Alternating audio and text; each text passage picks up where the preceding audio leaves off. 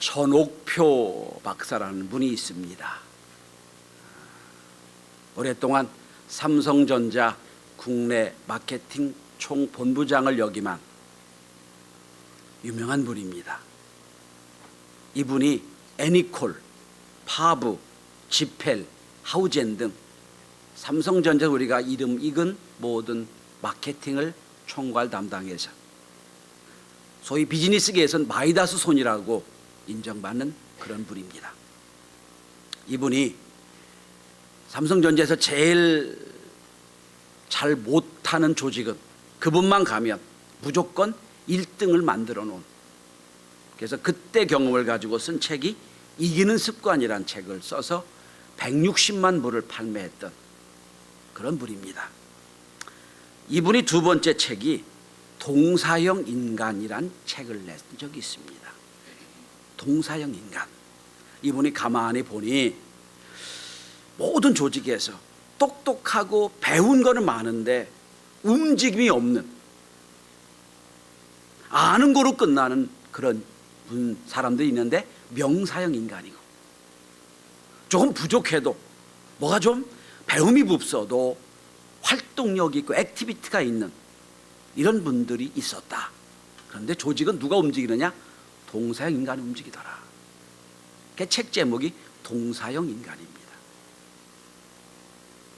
이 두 책을 써서 대한민국 강연 명장 CEO에 올랐던 적도 있습니다.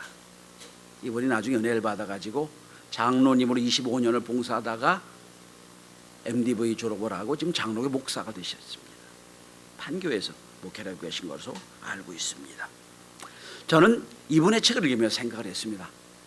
신앙도 마찬가지다. 신앙인도 명사형 신앙인이 있고 동사형 신앙인이 있다. 예를 들어 봅시다. 하나님은 사랑이시다. 알았어요. 깨달았어요. 연구했어요. 그리고 본문을 통해 확인했어요. 믿었습니다. 이거로 끝나면 이 사람 명사형 신앙인이에요. 이건 신학교에 가면 교수로 많이 있어요. 성경에 이렇게 쓰여 있습니다. 믿습니다. 맞습니다. 움직임이 없어요. 이 사람은 명사형 신앙인이에요. 명사형 신앙인은 역사가 안 일어납니다. 믿는 거로 끝나요. 동사형 신앙인이 있습니다. 하나님은 사랑이시다. 믿었어요. 행동으로 옮깁니다. 하나님의 사랑이시지 아닌지 확인해 봅니다. 활동해 봅니다. 그러면서 깨달습니다. 아, 하나님은 살아계시구나. 사랑이시구나. 이게 동사형 인간이에요. 예를 들어 여러분, 남편이 아내가 사랑합니다, 사랑합니다. 아무리 고백하고 그건 명사형 사랑입니다. 그런데 행동으로 옮길 때, 사랑의 표현을 옮길 때 우린 그가 진짜 사랑을 알게 됩니다. 근데 여러분, 계속 말씀의 제목 이렇게 잡았습니다. 신앙은 동사입니다. 신앙은 명사가 아니라는 거예요. 오늘 본문은 이스라엘 백성들에게 맥추절을 기억해서 지키라는 말씀이 나와 있는 말씀입니다. 유대인의 3대 절기가 있습니다. 무교절, 맥추절, 장막절입니다. 이걸 현대적으로 번역하면 이런 겁니다. 맥추감사, 추수감사, 그 다음에 부활절, 이렇게 생각하시면 될 거예요. 3대 절기를 얘기합니다. 무교절, 부활절이죠. 77절, 맥추감사절, 수장절, 추수감사절. 자, 하나님이 말씀하십니다. 너희는 1년에 2번씩은 반드시 절기를 지켜라. 그것이 우리식으로 말하면 뭡니까? 맥추감사와 추수감사예요. 자, 맥추감사가 뭡니까? 우린 다음 주에 지키려고 그럽니다. 보리가 익어가는 시절. 보리맥자에다 가을 추자를 써요. 보리가 가을이 됐다는 뜻입니다. 익었다는 뜻이죠. 바로 이때입니다. 우리 한국교회는 6개월을 지나고 7월 첫 주에 지난 6개월을 되돌아보며 하나님께 감사하는 절기로 맥추감사절을 드립니다. 그리고 또 1년 반을 남겨놓고 앞을 바라보며 하나님 주신 은혜를 기대하며 추수감사를 준비하는 겁니다. 두 절기가 있어요. 자, 어떤 분은 생각할지 몰라요. 목사님, 나는 뭐 보리 농사도 하나도 한 적이 없는데 무슨 맥주 감사를 드립니까? 몰라서 하는 거예요. 맥주 감사의 의미는 깊은 의미가 있습니다. 자, 맥주 감사가 언제 이루어졌느냐? 이스라엘 백성이 출애굽을 합니다. 그리고 50일쯤 됐어요. 하나님이 모세를 시내산에 부릅니다. 시내산에서 하나님이 모세에게 십계명을 주세요. 십계명을 받아온 절기가 맥주 감사절이에요. 이 말은 무슨 얘기입니까? 그동안에 이스라엘 백성은 애굽에서 종으로 살아 노예로 살았어요. 어떤 규칙과 법도 없었어요. 근데 이제부터는 너희들이 하나님 나라의 백성으로 이렇게 기준에 맞게 살아라. 이제는 이스라엘의 국가가 되는 거예요. 십계명입니다. 그 다음에 신약에 넘어오면 맥주 감사절이 뭐가 됩니까? 오순절이 되는 거예요. 오순절이 뭡니까? 교회의 생일이지요. 그러니까 구약으로 말하면 맥주 감사는 이스라엘 국가가 형성된 날이요, 신약으로 말하면 교회가 태어난 날이 맥주 감사절이에요. 감사 이전에 중요한 의미가 있다, 이런 뜻입니다. 오늘 하나님은 이스라엘 백성에게 말씀하십니다. 너희는 맥주 감사를 지키는데 이렇게 지켜라. 제가 가만히 공고히 본문을 생각하니까 하나님이요, 이 본문을 네 동사로 말씀하고 계세요. 신앙이 동사인데 하나님이 맥주 감사를 지킬 때 네 가지 동사를 가지고 말씀하신다는 말씀이에요. 그래서 저는 오늘 여러분과 함께 네 가지 동사를 가지고 우리가 맥주 감사를 어떻게 지킬 것인가, 또한 지난 6개월 어떻게 돌아볼 것인가를 생각하며 은혜를 나누고자 합니다. 오늘은 네 동사가 끝나야 설교가 끝나는 거예요. 첫째로 오늘 여러분 10절, 13절, 14절, 15절에 보시면 똑같은 단어가 나옵니다. 지키되, 지켜라, 지킬 때에는 똑같이 나와요. 지켜라 말씀하세요. 그러니까 우리가 감사절을 지킨 첫 번째 동사는 지키라는 겁니다. 근데 우리말 번역이 좀 약간 유감스럽습니다. 사실은 지킨다는 게 무슨 문을 지키는, 문지 지키는 그런 지키는 게 아니고요, 원어에 보면 축하하라, 감사란 뜻을 갖고 있어요. 영어로 보면 celebration이에요. celebrate, 축하해라, 감사해, 이런 뜻이.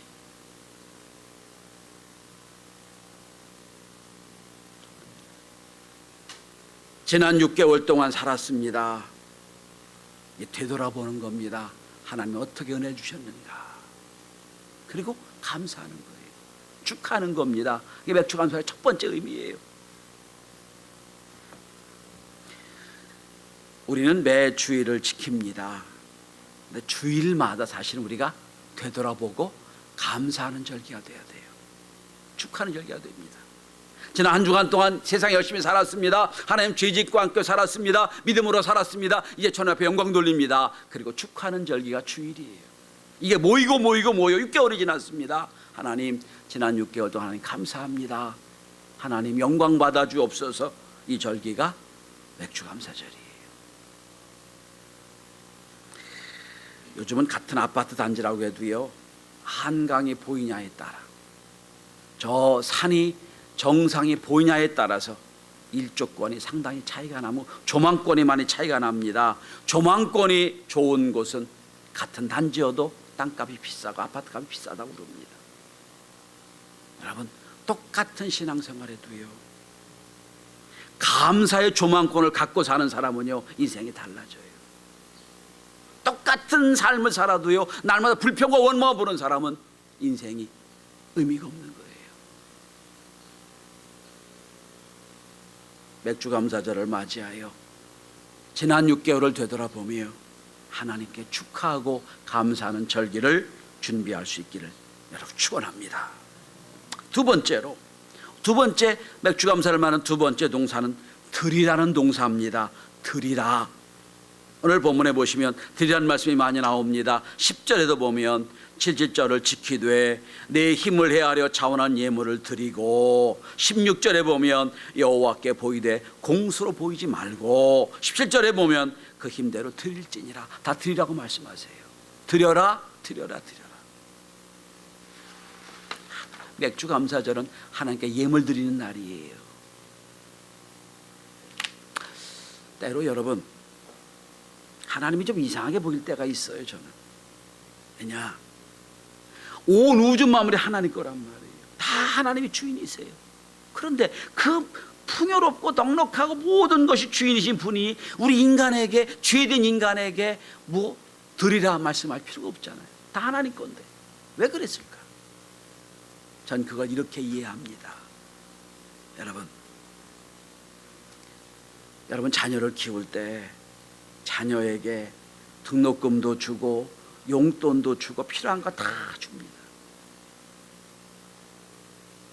그러면서 자녀에게 기대하는 게 있어요. 뭘 기대합니까? 저놈이 제가 나를 얼마나 생각할까. 그리고 생일날이면 선물을 기대하시죠. 그 선물 누가 주는 거예요? 누구 돈으로 주는 거예요?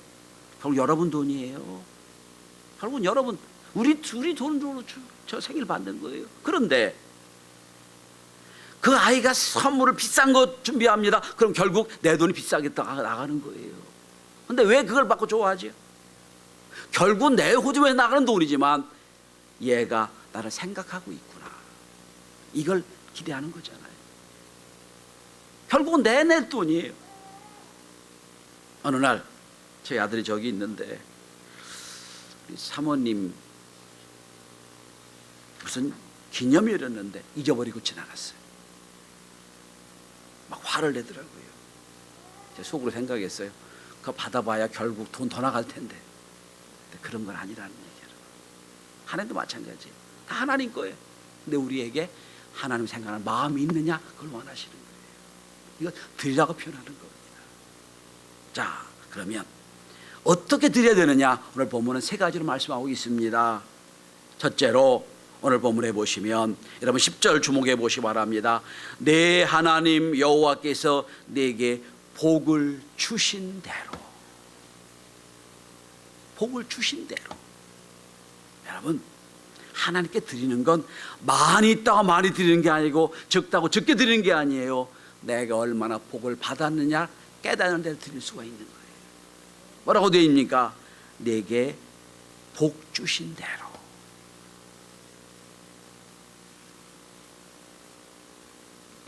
인간은 늘 하나님의 은혜나 사람의 은혜를 깨닫는다고 하지만 잊어버릴 때가 많아요. 그때는 급할 때는 하나님 은혜 달라고 막 기도하고 다 해결되고 나면 하나님 은혜 없는 자처럼 돌아볼 때가 너무 많아요. 그래서 모세는 신명기서에게 신명기 6장 10절에서 이렇게 말합니다. 내 하나님 여호와께서 내게 주라 맹세하신 땅으로 너를 들어가게 하시고 내가 건축하지 않은 그 아름다운 성을 얻게 하시고 내가 채우지 않은 아름다운 물건을 가득한 집에 얻게 하시고 내가 심지 않은 포도원과 감람나무를 얻게 하셨고 너로 배불리고 먹게 하실 때에 너는 조심하여 애굽 땅 종되었던 집에서 인도하신 내를 여호와를 잊지 말아라. 여러분 지난 6개월 동안 하나님 은혜 주신 걸 다시 한번 기억하는 절기가 맥주감사절이에요. 하나님이요, 인간은 너무 은혜를 잃어버리니까 아예 절기를 만들어 놓으셨어요. 딱 멈춰서 되돌아서 지난 6개월 동안 은혜가 얼마나 있는지 생각해 보라는 거예요.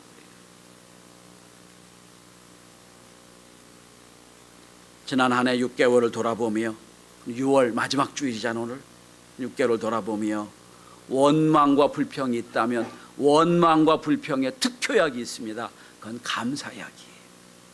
감사하면 불평, 원망은 없어지는 거예요. 맥주감사절은 감사를 회복하는 절기입니다. 두 번째입니다. 어떻게 예물을 드려야 됩니까? 10절 다시 보십시오. 내 힘을 헤아려 자원하는 예물을 드려라. 힘을 헤아리라고 그랬어요. 무슨 얘기입니까? 헤아린다는 건 뭡니까? 내 경제 수준에 맞게 드리라는 거예요. 민수기 28장 26절 이하를 보면 아예 하나님이요 맥주감사절을 드릴 때 이러이런 예물 드리라고 딱 규정해 놓은 게 있어요. 뭡니까? 수송아지 2마리, 수양 1마리, 1년 된 양 7마리, 고운 가루, 소재물, 비둘기 드려라 말씀하고 있어요. 이게 무슨 얘기입니까? 부자로 사느냐 송아지를 드려라. 조금 가난하냐 염소를 드려라. 너무 가난하냐? 비둘기 드려라. 그것도 없느냐? 소재물을 드려라. 내가 경제적인 능력에 따라 드리라는 거예요. 하나님이 여러분 가난한 사람이 송아지를 드린다고 좋아하지 않으세요? 그런데 부자가 소재물 드립니다. 하나님 좋아하지 않으세요? 경제적 형편을 따라 드려라. 이게 하나님 드리는 방법이에요. 그 다음에 세 번째는 자원하여 드려라 말씀하세요. 모든 감사는 자원하는 예물입니다. 성경에 헌금이 딱 두 종류가 있어요.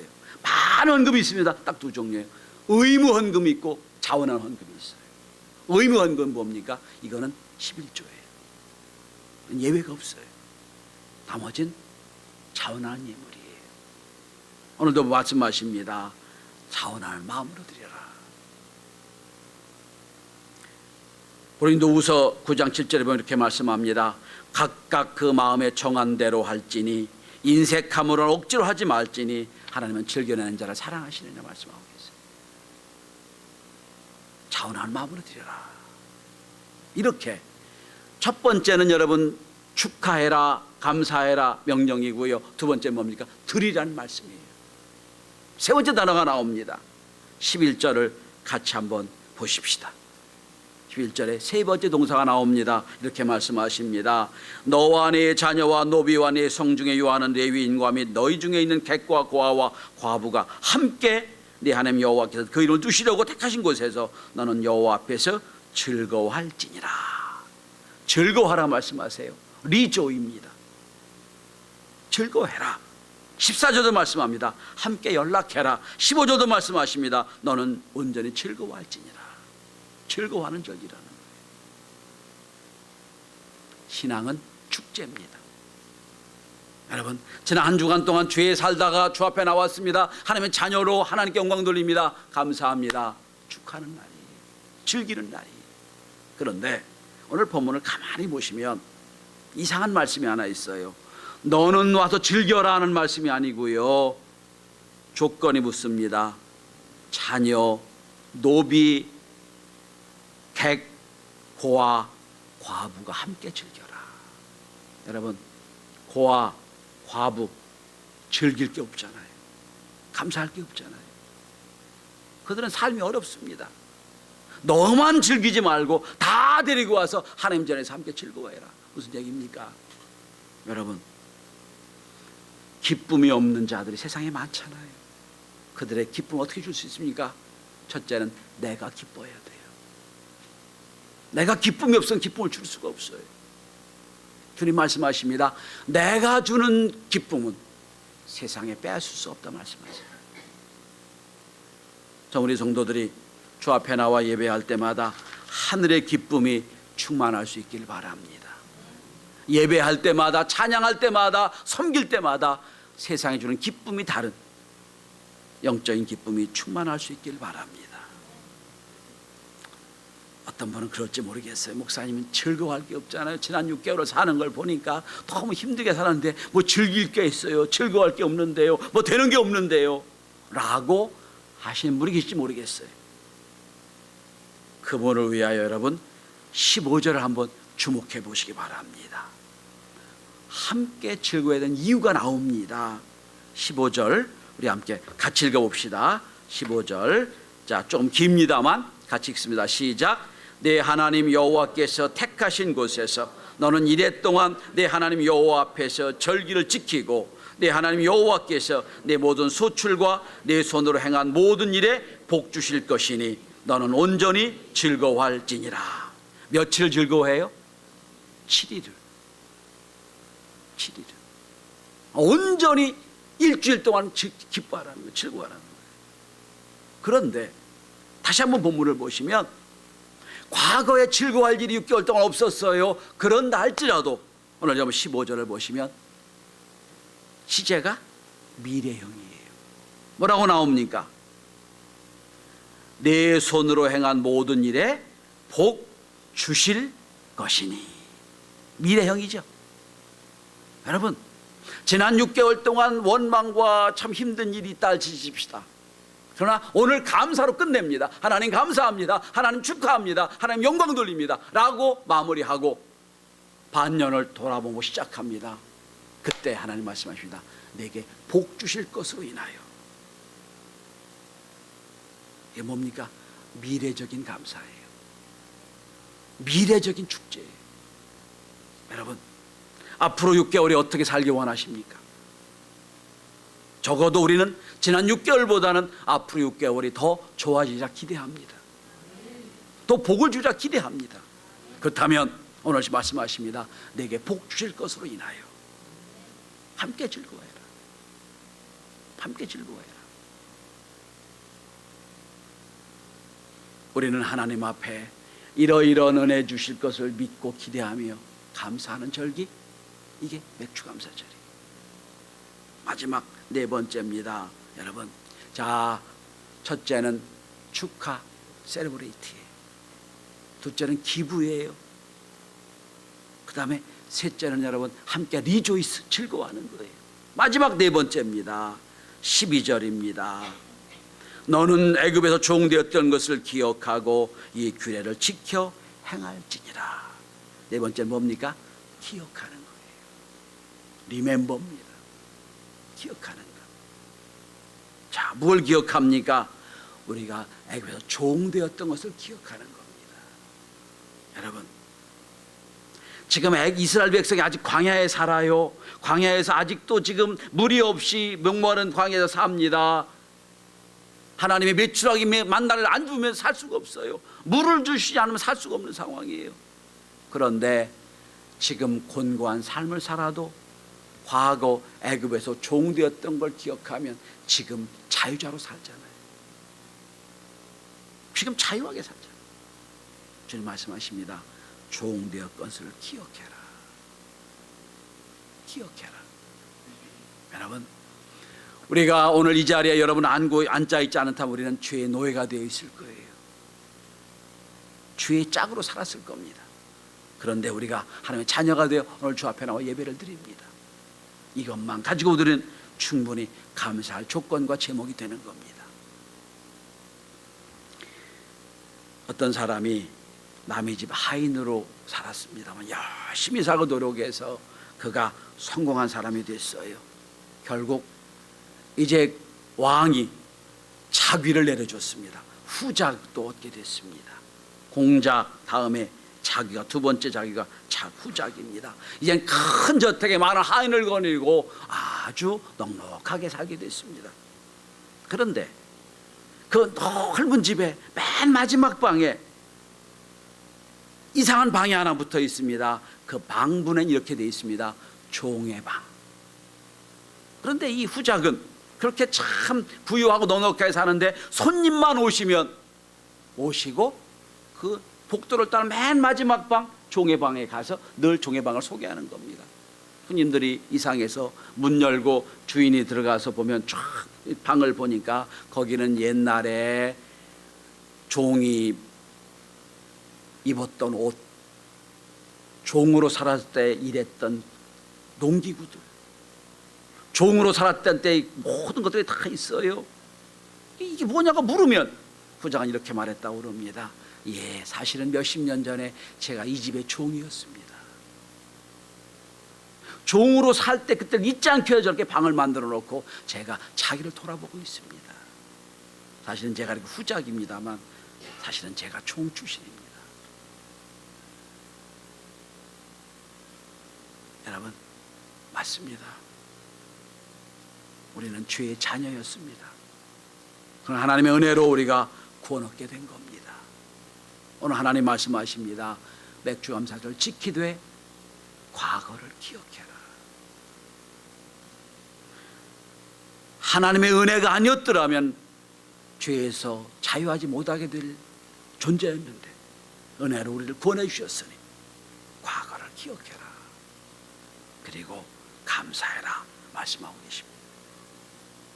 성도 여러분, 지난 6개월 동안 삶이 어떠셨습니까? 팍팍했습니까? 이구동성으로 앞으로 한국 경제가 참 어렵다고 얘기합니다. 그러나 그 어려움 속에서도 하나님 말씀을 믿습니다. 오늘도 이렇게 말씀하십니다. 내게 복 주실 것으로 인하여 감사해라. 지난 6개월 동안 오늘 시점으로 되돌을 돌아보고 하나님께 감사할 수 있길 바라고, 앞으로 주실 은혜를 향하여 감사로 출발하는 저와 여러분이 될 수 있기를 주의 이름으로 축원합니다. 기도합니다.